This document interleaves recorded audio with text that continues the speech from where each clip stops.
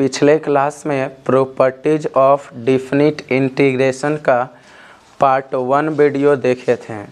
यह properties of integration का अर्थात डिफिनिट इंटीग्रेशन का पार्ट 2 वीडियो है। पिछले क्लास में हम लोग 3 प्रॉपर्टी को खूब बढ़िया से समझे थे। आज हम लोग इस वीडियो में चौथा प्रॉपर्टी क्लियर करेंगे और इस पर जितना भी सवाल आएगा उसको भी हम लोग क्लियर करेंगे। चौथा प्रॉपर्टी इसका कहता क्या है, इंटीग्रेशन a से b f(x) और dx। चौथा प्रॉपर्टी में कहता है कि लोअर लिमिट a है, अपर लिमिट b है और फंक्शन f(x) है। चौथा प्रॉपर्टी कहता है कि लोअर लिमिट a है तो यहाँ a लिखती हैं, अपर लिमिट b है तो यहाँ हम लोग b लिखती हैं। और मान लेते हैं a और b के बीच में कोई एक तीसरा बिंदु आ गया c। a और b के बीच में कोई तीसरा बिंदु आ गया c, तो इसका प्रॉपर्टी क्या कहता है, इंटीग्रेशन है तो इंटीग्रेशन एक बार a से हम लोग शुरू होंगे और c पर जाके रुकेंगे, यानी इंटीग्रेशन a से c। जब बीच में बिंदु आ जाएगा, a और b के बीच में बिंदु कोई आ जाएगा तो लिमिट को बांट बांट कर लिखना है, यानी एक बार लिमिट चलेंगे a से c, फंक्शन जस के तस रहेगा f(x) dx, बीच में प्लस का चिन्ह प्रयोग करना है। फिर उसके बाद चलेंगे इंटीग्रेशन, चूँकि उस समय a से चले और c पर जाके रुके थे, अब c से चलेंगे और b पर जाके रुकेंगे तो c से b और फंक्शन जस के तस रहेगा और dx। एक बार और हम लोग समझते हैं, इंटीग्रेशन a से b f(x) dx अगर रहेगा तो लोअर लिमिट a है, अपर लिमिट b है, ये दोनों के बीच में तीसरा बिंदु आया c। तो जब भी कोई तीसरा बिंदु आ जाएगा तो लिमिट को बांट बांट कर लिखना है, यानी एक बार चलेंगे a से c और जब c पर रुकेंगे तो शुरू होंगे फिर c पर जाके रुकेंगे हम लोग, तो फिर से स्टार्ट होना है c से ही, c से b। तो इंटीग्रेशन a से c और f(x) dx जस के तस, बीच में प्लस चिन्ह का प्रयोग। फिर से इंटीग्रेशन c से b, यानी lower limit c, upper limit b और फंक्शन जस के तस रहेगा। जैसे इस पर एक और एग्जाम्पल हम लोग समझते हैं, अगर रहता इंटीग्रेशन a से b f(x) dx, तो लोअर लिमिट a है, अपर लिमिट b है। इस बार हुआ क्या चीज, इन दोनों के बीच में दो बिंदु आ गया, एक बिंदु c और दूसरा बिंदु d।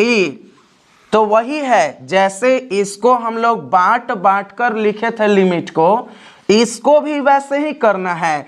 एक बार चलेंगे a, फिर खत्म होंगे c पर, यानी a से c और फिर शुरू होना c से ही, c से d और फिर शुरू होना है d से ही, d से b, a से c से d और d से b हम लोग चलेंगे। तो अब इसको तोड़ तोड़ के लिखेंगे, तो integration lower limit a, upper limit c, function जस के तस रखना है, फंक्शन के साथ कोई बदलाव नहीं करना है। f(x) जो ही है यह जस के तस रहेगा और बीच में अब प्लस। इंटीग्रेशन इस समय गए थे ए से सी, ए से सी, अब फिर से सी से ही शुरू करना है। कई बच्चे डी से शुरू कर देते हैं, नहीं, सी से ही शुरू करना है। सी से डी जाएंगे तो यहाँ सी और अपर लिमिट डी और फंक्शन जस के तस रखना है एफ एक्स और डी एक्स। अब आगे अभी और है, डी से बी जाएंगे तो बीच में प्लस चिन्ह का ही प्रयोग करना है, बीच में माइनस चिन्ह का प्रयोग नहीं करना है। बीच में प्लस चिन्ह और फंक्शन जस के तस रहेगा। और फिर इसके बाद integration lower limit D upper limit B और फंक्शन जस के तस रहेगा और डी एक्स। मान लेते हैं इसमें एक और बिंदु आ जाता, एक और बिंदु आ जाता, मान लेते हैं इसमें ई, तो चलते ए से सी, सी से डी, डी से ई, ई से बी, और बिंदु आता एफ, तो ए से सी, सी से डी, डी से ई, ई से एफ, एफ से बी। यह स्टेप सभी बच्चे को क्लियर होना चाहिए।